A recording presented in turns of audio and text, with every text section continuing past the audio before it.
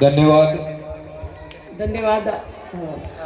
यानंतर ना जातीसाठी लढले ना धर्मासाठी लढले, ना जातीसाठी लढले ना धर्मासाठी लढले, शूर भारतीय